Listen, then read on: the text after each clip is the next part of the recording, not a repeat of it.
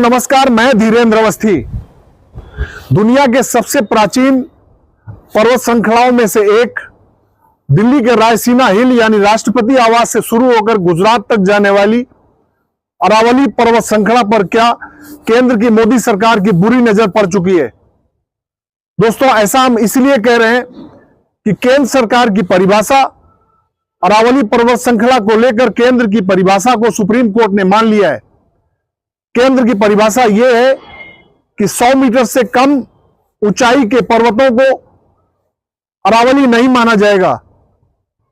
दोस्तों, इसको ऐसे समझ सकते हैं कि हरियाणा में सिर्फ 2 पर्वत ऐसे हैं जो 100 मीटर से ज्यादा ऊंचाई के हैं।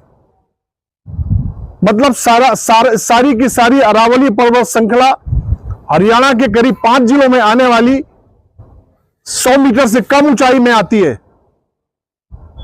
दोस्तों, अरावली पर्वत श्रृंखला की अहमियत क्या है, इसको ऐसे समझ सकते हैं कि राजस्थान के बढ़ते मरुस्थल को अगर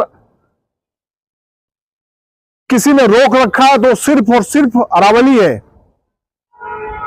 दोस्तों, अरावली की वजह से हरियाणा, गुजरात, दिल्ली, यहां तक कि उत्तर प्रदेश तक गर्म हवाओं, लू के थपेड़ों और बंजर मरुस्थल बढ़ने से बचे हुए हैं।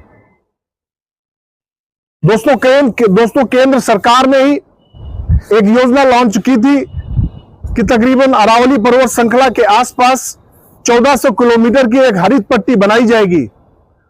यह हरित पट्टी बनाने का मकसद यह था कि राजस्थान के मरुस्थल को बढ़ने से रोका जाएगा। लेकिन दोस्तों, सवाल यह है कि जो प्राकृतिक तौर पर हरित पट्टी यानी अरावली पर्वत श्रृंखला है, उसी को बर्बाद करने पर मोदी सरकार क्यों आमादा है। दोस्तों, इसके पीछे माना यह जा रहा है कि मोदी सरकार की मंशा यह है कि पूरी अरावली को खनन माफियाओं और बिल्डरों के हवाले कर देना है। दोस्तों, इसके बाद इस इलाके को बचाना कितना मुश्किल होगा, यह आप इससे समझ सकते हैं कि 2003 में सुप्रीम कोर्ट के रोक लगाने के बावजूद खनन माफियाओं ने कई जगह से अरावली पर्वतों को एक तरीके से खत्म कर दिया है। दोस्तों, राजस्थान और हरियाणा के लोग इस फैसले के खिलाफ सड़कों पर उतरे हुए हैं। अरावली पर्वत श्रृंखला इस पूरे क्षेत्र के लिए फेफड़ों का काम करती है। दोस्तों, ये कितना खतरनाक होगा, ये इससे समझा जा सकता है।